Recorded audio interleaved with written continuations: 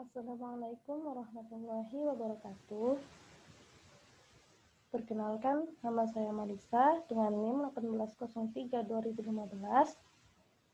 Dengan mengucapkan Bismillahirrahmanirrahim, maka penyampaian hasil diskusi penelitian saya akan saya mulai.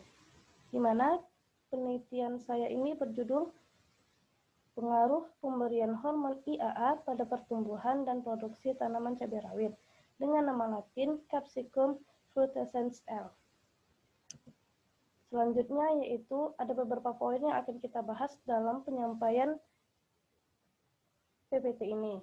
Yang pertama yaitu pendahuluan, yang kedua tujuan penelitian, yang ketiga manfaat penelitian, yang keempat metode penelitian, yang kelima pembahasan, dan yang keenam kesimpulan.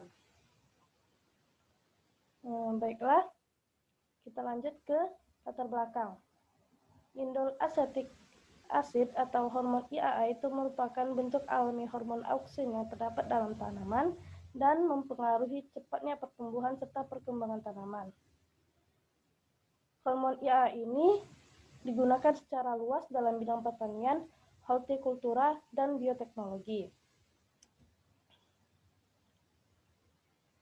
Cabai rawit itu merupakan salah satu jenis sayuran yang bernilai ekonomis tinggi dan cocok untuk dikembangkan di daerah tropis seperti di Indonesia. Hal ini memberikan indikasi bahwa cabai rawit memiliki peluang pasar yang semakin luas, baik untuk memenuhi permintaan konsumsi rumah tangga ataupun industri dalam negeri maupun sasaran ekspor. Selanjutnya yaitu tujuan penelitian. Yang pertama yaitu mengetahui pengaruh hormon IAA terhadap pertumbuhan tanaman. Yang kedua, mengetahui pengaruh hormon IAA dalam berbagai konsentrasi terhadap tinggi batang dan jumlah daun tanaman. Dan yang terakhir, mengetahui konsentrasi hormon IAA yang paling ideal terhadap pertumbuhan tanaman. Selanjutnya yaitu manfaat penelitian. Manfaat penelitian di sini dapat memberikan informasi tentang pengaruh hormon IAA terhadap pertumbuhan tanaman. Selanjutnya, dapat memberikan informasi tentang pengaruh hormon IAA dalam berbagai konsentrasi terhadap tinggi batang dan jumlah daun tanaman. Dan selanjutnya, dapat memberikan informasi tentang konsentrasi hormon IAA yang paling ideal terhadap tanaman, ditinjau dari segi morfologi. Dan yang terakhir, dapat memberikan informasi kepada masyarakat tentang keuntungan pemakaian hormon IAA dalam mendorong peningkatan morfologi dan produktivitas tanaman. Selanjutnya kita masuk kepada metode penelitian. Penelitian yang saya gunakan yaitu menggunakan rancangan acak lengkap dengan 4 perlakuan dan 3 ulangan. Selanjutnya kita masuk ke pembahasan. Untuk meningkatkan pertumbuhan pada tanaman cabai rawit, diperlukan perlakuan khusus. Salah satu dari perlakuan khusus tersebut yaitu dengan melakukan pemberian hormon terhadap tanaman cabai rawit dengan konsentrasi dan waktu yang sudah ditetapkan.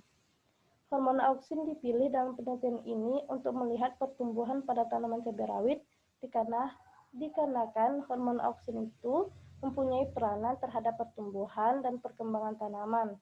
Secara umum, dilihat dari fisiologi, hormon tumbuh ini berpengaruh terhadap pengembangan sel, fototropisme, geotropisme, apikal dominansi, pertumbuhan akar, partenokarpi, abscission, pembentukan kalus, serta respirasi.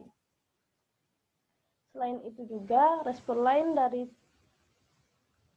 tumbuhan terhadap hormon auksin ini yaitu meregulasi dominansi apikal, yakni kuncup apikal memberikan pengaruh yang menghambat terhadap kuncup samping. Kemudian, auksin juga memacu pembentukan akar lateral dan akar adventif, serta auksin juga mampu mencegah absisi daun. Transport auksin meregulasi perkembangan tunas bunga, memacu perkembangan buah, selain itu juga bisa berperan sebagai herbisida. Herbisida ini sering digunakan untuk membasmi gulma di kotil berdaun lebar di lahan pertanian, serta auksin merupakan hormon yang digunakan secara luas dalam bidang hortikultura dan bioteknologi.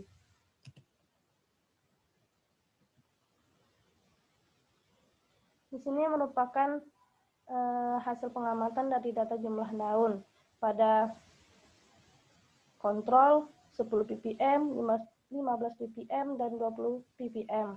Di mana dengan kontrol yang pertama, perlakuan yang pertama pada kontrol yang pertama itu ada sejumlah 3 helai, dan pada ulangan yang kedua dan ketiga itu tidak tumbuh.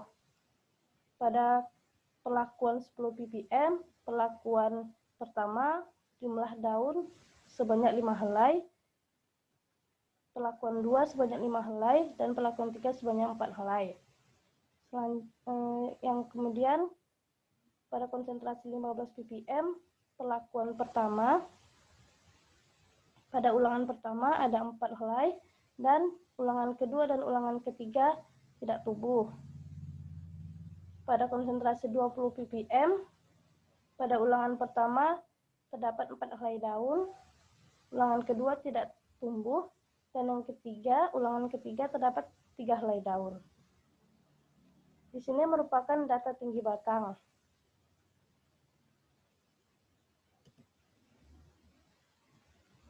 Berdasarkan tabel di atas, dapat diketahui bahwa terdapat pengaruh pemberian hormon auksin terhadap pertumbuhan tanaman cabai rawit.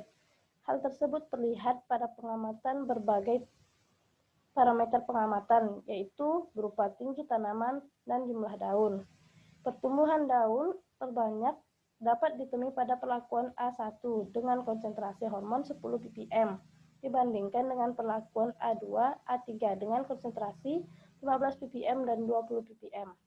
Tinggi batang pada perlakuan A1 juga lebih baik. Tanaman yang diberikan hormon auksin menunjukkan pertumbuhan yang lebih baik daripada kontrol. Berdasarkan dari uji ANOVA, pertumbuhan tanaman cabai rawit berpengaruh tidak nyata. Diduga pemberian berbagai konsentrasi hormon tidak mampu meningkatkan pertumbuhan cabai rawit. Ketidakakuratan pengukuran dan hasil ANOVA dikarenakan tanaman cabai rawit banyak mengalami gangguan, seperti gangguan lingkungan yang curah hujannya tinggi dan membuat tanaman cabai rawit layu, pertumbuhannya lambat, dan kemudian mengalami kematian.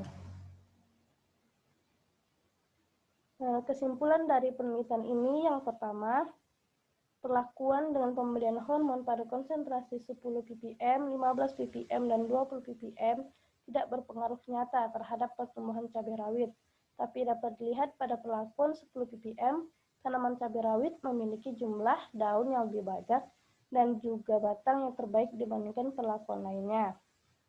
Lanjut, yang kedua yaitu pada penelitian ini terjadi kesalahan karena saat penelitian cuaca di perkarangan kebun selalu hujan sehingga mengakibatkan tanaman cabai rawit membusuk sehingga tidak dapat melakukan pengamatan secara sempurna. Demikianlah hasil penelitian yang dapat saya sampaikan. Saya sudahi dengan wassalamualaikum warahmatullahi wabarakatuh.